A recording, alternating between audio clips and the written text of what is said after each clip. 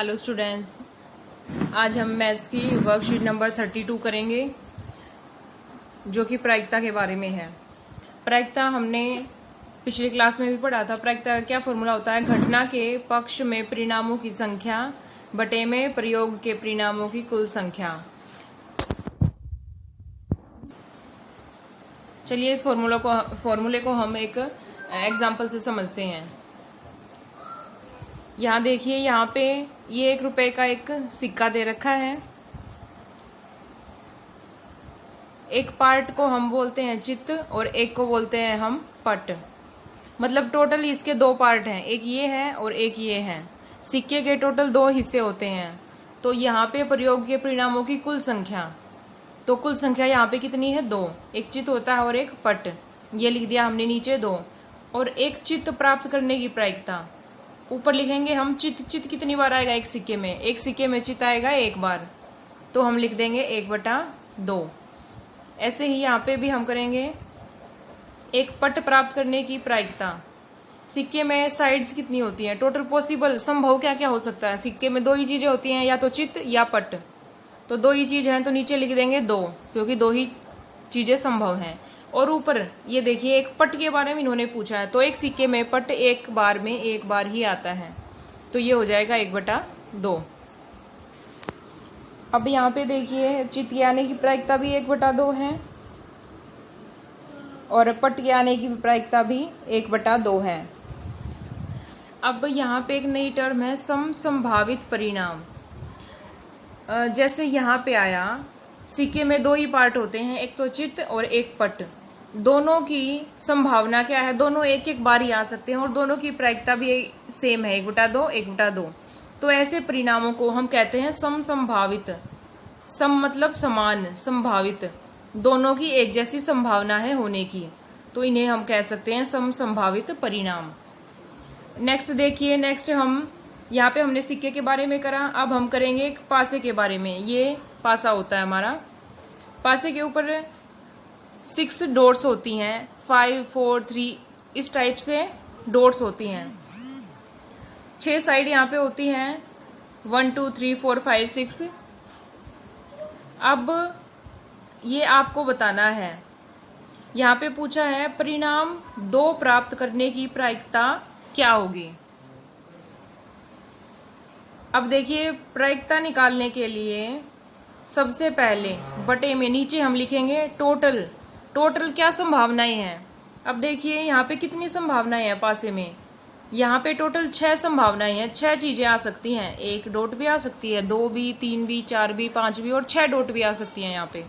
तो total possibility क्या है, संभावनाएं क्या है? 6। तो हमने बटे में 6 लिख दिया। अब इन्होंने पूछा परिणाम 2। अब हम इस पासे को फेंकेंगे तो 2 आ सकता है, 1 बार ही आ सकता है 2, क्योंकि एक साइड पे ही 2 डॉट होंगी। तो इसकी प्रायिकता हो गई 1/6। अब नेक्स्ट देखिए, परिणाम 5 आने की प्रायिकता।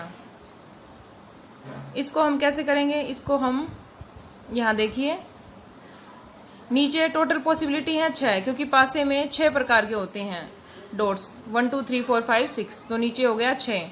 और 5 आने की प्रायिकता, 5 कितनी बार आ सकता है? 1 बार आ सकता है, तो इसकी भी 1/6।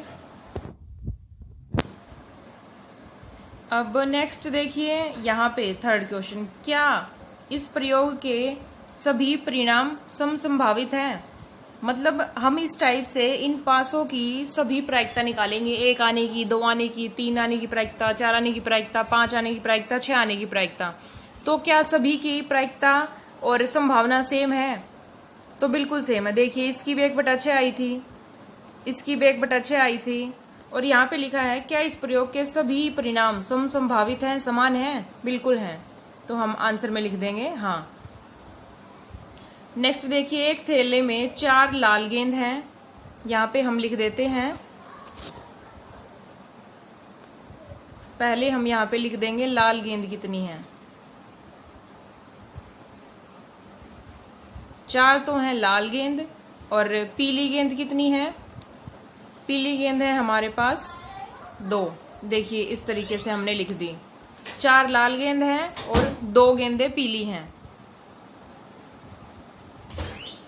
एक देखिए यहाँ पे 4 तो लाल गेंद हैं और 2 पीली हैं, मतलब टोटल गेंद है हमारे पास 6। टोटल हो गई 6। अब यहाँ पे पूछा एक लाल गेंद आने की प्रायिकता। टोटल गेंद कितनी है? 6। एक लाल आने की, लाल कितनी है? लाल है हमारे पास 4। तो 4 में से 4 लाल गेंद है, उनमें से कोई भी एक लाल आ सकती है, तो हम यहाँ पे लिखेंगे 4। इन 4 में से कोई भी आ सकती है, तो 4/6 हो गया इसका आंसर। नेक्स्ट देखिए, एक पीली गेंद आने की प्रायिकता क्या होगी? पीली गेंद के लिए पहले हम लिखेंगे नीचे टोटल गेंद। टोटल है हमारे पास 6 और पीली कितनी है? 2। तो इसकी प्रायिकता हो गई 2/6। अब नेक्स्ट देखिए, नेक्स्ट लिख रखा है यहाँ पे, क्या इस प्रयोग के सभी परिणाम समसंभावित हैं? सम, क्या ये समान है दोनों? देखिए ये 4/6, ये 2/6, ये समान नहीं है, तो इसके आंसर में हम लिख देंगे नहीं। यहाँ पे हम लिख देंगे नहीं। अब देखिए स्टूडेंट्स, अभ्यास के हमें प्रश्न दे रखे हैं। पहला प्रश्न है, 2 सिक्कों को एक साथ उछालने पर संभावित परिणाम क्या क्या हो सकते हैं? तो सिक्के में, एक सिक्के में हमारे पास होता है, एक हेड होता है, एक टेल होता है। तो इसके संभावित परिणाम क्या क्या हो सकते हैं? हो सकता है दोनों बार हेड हेड आए, हो सकता है एक बार हेड आए दूसरे पे टेल आए, हो सकता है पहले पे टेल आए दूसरे पे हेड आए, और ये भी हो सकता है कि दोनों बार टेल टेल आ जाए। तो ये हमारा इसका आंसर है, ये इसके संभावित परिणाम है। नेक्स्ट क्वेश्चन नंबर 2 देखिए। क्वेश्चन नंबर 2 में 10 पर्चियां ली हैं और 10 की 10 पर्चियों के ऊपर 1 से 10 तक की गिनती लिखी है और सारी पर्चियों को बक्से के अंदर डाल दिया है। अब उनमें से हमें एक पर्ची निकालनी है। अब हमसे पूछा गया है कि 5 संख्या प्राप्त होने की प्रायिकता बताइए। तो इसकी हम सबसे पहले तो हमें पता होना चाहिए टोटल पर्ची कितनी है। टोटल पर्ची हमारे पास 10 और संख्या 5, मतलब 5 नंबर कितनी बार लिख रखा है? 5 नंबर तो 1 से 10 में एक बार ही आता है, तो ये हो जाएगा 1/10। नेक्स्ट बी पार्ट देखिए, 6 से बड़ी संख्या एक बार प्राप्त होने की प्रायिकता। तो टोटल तो देखिए, टोटल तो पर्ची है हमारे पास 10। अब 6 से बड़ी पूछे इन्होंने। 6 से बड़ा होता है हमारा नंबर 7, 8, 9 और 10। तो टोटल देखिए, टोटल 4 नंबर हैं जो 6 से बड़े हैं, इनमें से कोई भी आ सकता है। 4 नंबर हैं तो यहाँ पे हम लिख देंगे 4। तो इसकी प्रायिकता होती है 4/2। थैंक यू स्टूडेंट्स, उम्मीद करती हूँ आपको वर्कशीट अच्छे से क्लियर है।